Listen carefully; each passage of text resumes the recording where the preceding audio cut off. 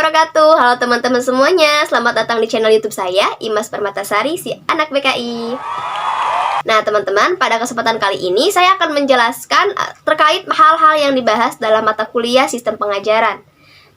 Pada mata kuliah sistem pengajaran ini sebenarnya terdapat 11 pembahasan atau 11 materi ya teman-teman. Tapi yang akan saya jelaskan pada kesempatan kali ini hanya beberapa di antaranya saja. Yang pertama itu ada konsep dasar pembelajaran. Yang kedua adalah dasar kurikulum. Ketiga ada tujuan pembelajaran. Ada desain model, pendekatan strategi dan metode pembelajaran.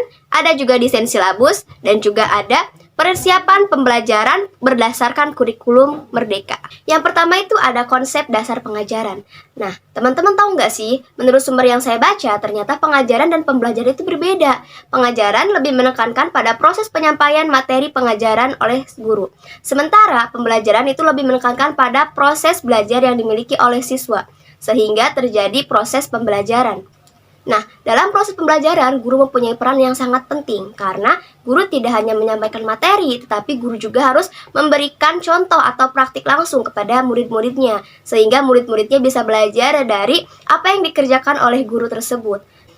Untuk menjadi guru, kita harus mempunyai beberapa prinsip. Nah, teman-teman tahu nggak sih prinsip jadi guru itu apa aja? Nah, yang pertama itu ada motivasi. Motivasi ini merupakan fondasi yang paling penting. Selanjutnya ada belajar. Sebagai guru kita juga harus mau belajar kembali. Yang ketiga itu berbicara. Sebagai guru kita harus mempunyai keterampilan dalam berbicara. Selanjutnya ada peduli. Kita sebagai guru harus mempunyai rasa peduli. Kita tidak boleh acuh terhadap siswa kita. Selanjutnya kerjasama. Kita sebagai guru harus mempunyai kerjasama yang baik. Baik itu dengan murid, dengan orang tua murid, maupun dengan kepala sekolah dan guru-guru yang lainnya. Dan yang terakhir itu adalah aktif. Kita sebagai guru harus berperan aktif, baik itu dalam kegiatan sekolah ataupun kegiatan pembelajaran. Kita jangan hanya menyampaikan materi lalu pulang. Dalam buku ini disampaikan jika tujuan pembelajaran adalah kemampuan yang diharapkan bisa dimiliki oleh peserta didik atau siswa setelah mengalami proses pembelajaran atau pengalaman pembelajaran. Pembahasan kita selanjutnya itu ada desain model, pendekatan strategi, dan metode pembelajaran. Urutan dalam pembelajaran itu yang pertama adalah model. Selanjutnya ada strategi, pendekatan, metode, dan yang terakhir itu adalah teknik pembelajaran. Model pembelajaran adalah seluruh rangkaian penyajian materi ajar yang meliputi segala aspek sebelum, sedang, dan sesudah pembelajaran yang dilakukan oleh guru, serta segala fasilitas yang digunakan, baik secara langsung maupun tidak langsung selama proses belajar mengajar. Beberapa model-model pembelajaran diantaranya yaitu yang pertama ada discovery learning, yaitu merupakan suatu model pembelajaran yang mengembangkan cara belajar aktif dengan menemukan sendiri, menyelidiki sendiri, dan hasil yang didapat akan selalu diingat. Model pembelajaran ini menekankan pada pengalaman secara langsung. Model pembelajaran ini juga mengubah kondisi belajar yang pertamanya pasif menjadi aktif kreatif, dan mengubah pembelajaran yang pertamanya berfokus pada guru menjadi berfokus kepada murid. Yang kedua ada problem based learning, yaitu model pembelajaran yang menghadapkan siswa pada masalah dunia nyata.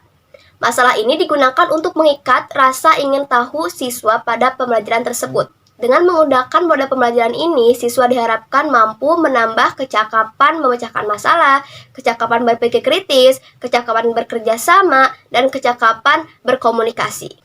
Yang selanjutnya yaitu ada project based learning, yaitu model pembelajaran yang melibatkan peserta didik dalam isu-isu dan masalah kompleks dunia nyata. Dalam model pembelajaran ini, segala aktivitas siswa mengarah pada tujuan akhir, yaitu untuk menghasilkan suatu produk. Selanjutnya ada strategi pembelajaran.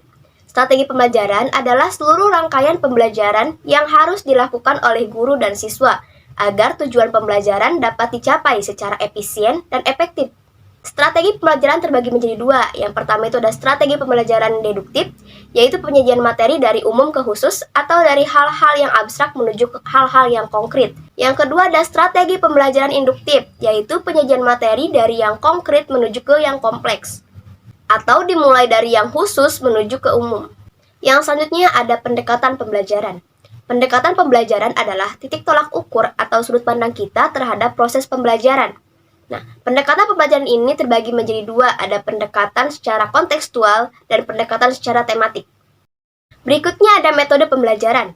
Metode pembelajaran adalah cara kerja sistematis yang memudahkan pelaksanaan pembelajaran agar terjadi proses pembelajaran yang efektif. sehingga mencapai suatu tujuan yang diinginkan. Beberapa macam metode pembelajaran yang pertama itu ada metode ceramah, metode tanya jawab, metode diskusi, metode tutorial, dan metode-metode yang lain. Dan yang terakhir adalah teknik pembelajaran. Teknik pembelajaran adalah cara-cara konkret yang dipakai pada saat proses pembelajaran berlangsung. Sebagai guru, kita harus menguasai urutan-urutan pembelajaran tersebut, baik dari model, strategi, pendekatan, metode, maupun teknik pembelajaran. Karena itu merupakan sesuatu yang sangat penting bagi kita menerapkan pembelajaran pada siswa. Selanjutnya ada kurikulum. Kurikulum ini merupakan jantung dari pembelajaran. Teman-teman tahu nggak sih pengertian dari kurikulum? Kurikulum pada dasarnya adalah pedoman atau panduan untuk menjadi acuan pembelajaran, atau kurikulum juga bisa disebut sebagai rencana pembelajaran. Nah, apa aja sih isi dari kurikulum? Isi dari kurikulum sendiri itu pertama mengatur guru, kedua mengatur isi pembelajaran, ketiga mengatur fasilitas, dan yang keempat itu mengatur peserta didik. Di Indonesia sendiri sudah mengalami beberapa pergantian kurikulum. Kurikulum yang pertama yaitu kurikulum 1947, namun baru dilaksanakan pada tahun 1950.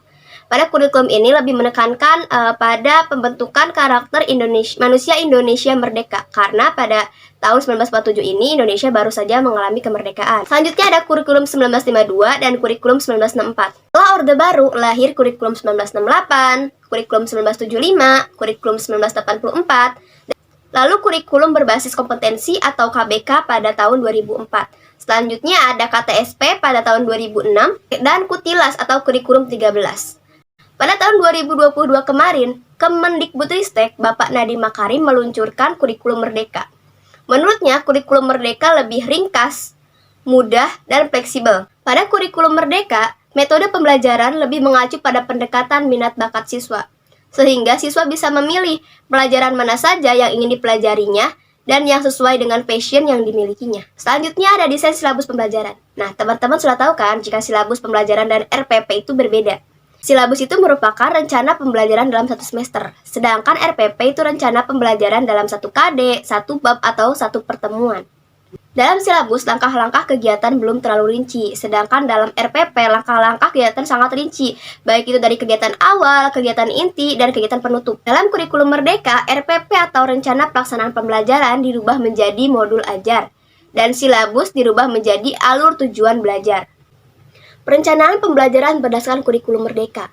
Yang pertama, guru harus memahami capaian pembelajaran, merumuskan tujuan pembelajaran, menyusun alur tujuan pembelajaran, dan yang terakhir, merancang pembelajaran atau RPP.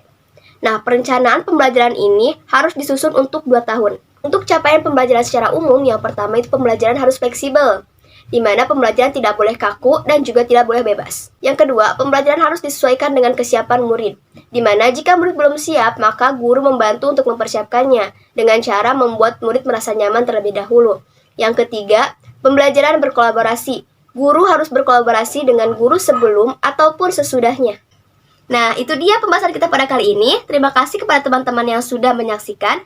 Dan mohon maaf bila masih terdapat banyak kekurangan dalam video ini. Serta mohon maaf juga apabila materi yang saya sampaikan masih kurang. Oh ya, jangan lupa like, comment, and subscribe ya teman-teman. Sampai jumpa kembali. Bye-bye.